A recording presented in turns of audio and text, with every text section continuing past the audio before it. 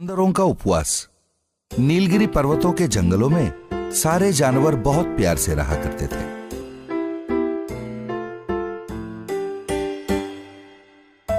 एक दिन एक बंदर ने बाकी जानवरों से कहा, दोस्तों, तुम्हें एक बहुत जरूरी बात बतानी है। कल मैं नजदीक के गांव के मंदिर में नारियल के टुकड़े के लिए गया हुआ था। वहां एक साधु का प्रवचन सुना। हमारी सारी बीमारियों का जड़ बहुत ज्यादा खाना है, इसलिए महीने में अगर एक दिन उपवास रखें तो सेहत के लिए अच्छा होता है। सियार ने पूछा, उपवास वो क्या होता है? कहाँ मिलता है वो? दिखने में कैसा है? बंदर ने कहा, उपवास का मतलब होता है कुछ भी खाए बिना रहना। ऐसा करने से हमारे शरीर के पाचन शक्ति को थोड़ा आराम मिलता है। ऐसा करना हमारे सेहत के लिए अच्छा होता है। सुबह से शाम तक कुछ भी खाए बिना रहना, इसे ही उपवास कहते हैं। खरगोश ने कहा, तो देर किस बात की, अभी शुरू कर देते हैं। भालू ने कहा, इतनी जल्दी भी क्या है, आज ही तो बताया है। आज पेट भर के खा ले, कल उपवास कर लेंगे, क्या बोलते हो? उस दिन सारे जानवरों ने पेट भर के जो मिला वो खाया।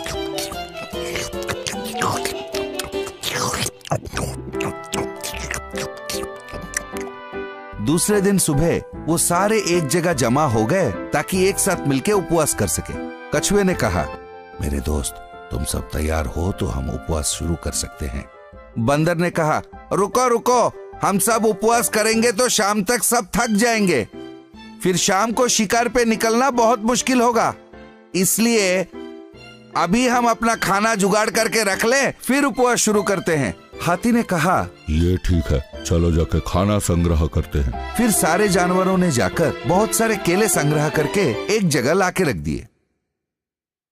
फिर उन्होंने उपवास शुरू किया।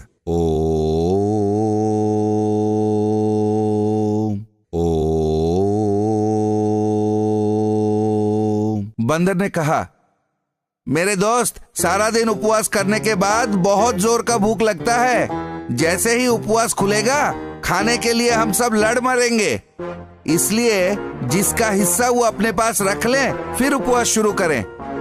हाथी ने कहा, ये ठीक कहा तुमने, ऐसा ही करते हैं। तब सारे जानवरों ने अपना अपना हिस्सा अलग किया और उपवास शुरू किया।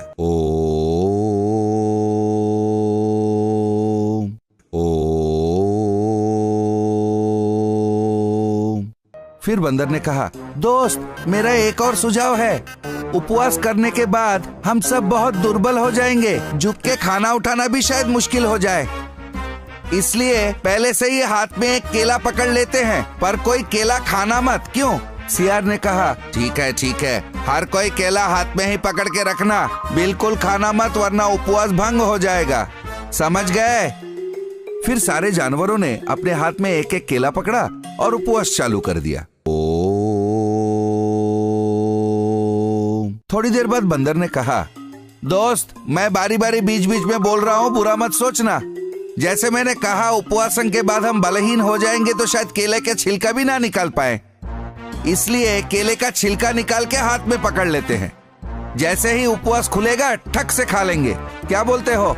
खरगोश ने कहा, अरे बंदर, तुम तो बहुत बुद्धिमान हो और बहुत बड़े दूरदर्शी भी, जैसे तुम कहो, पर कोई केला खाएगा नहीं। क्यों? खाओगे तो उपवास टूट जाएगा। तब सारे जानवरों ने केले का छिलका निकाला और अपना उपवास चालू कर दिया। छिला हुआ केला देख के बंदर के मुंह में पानी आने लगा। बाकी सारे जानवरों का भी यही हाल था।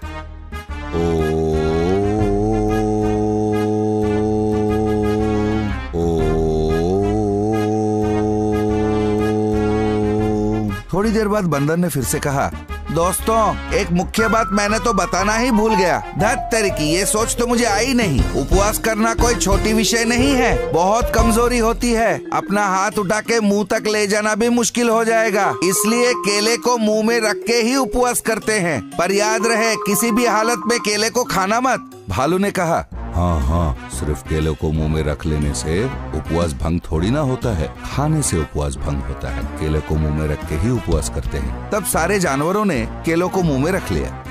जैसे ही केले का स्वाद उसके जीभ पे रहा, बेचारे बंदर से रहा नहीं गया। तब उसने कहा, दोस्तों मुझे माफ कर दो, मैं तो बताना ही भूल गया। मंदिर में स्वामी जी ने कहा था भगवान का नाम स्मरण करते करते उपवास करना। मुंह में केला रहेगा तो भगवान का नाम स्मरण कैसे करेंगे, इसलिए सोच रहा हूँ इसे निगल जाऊं।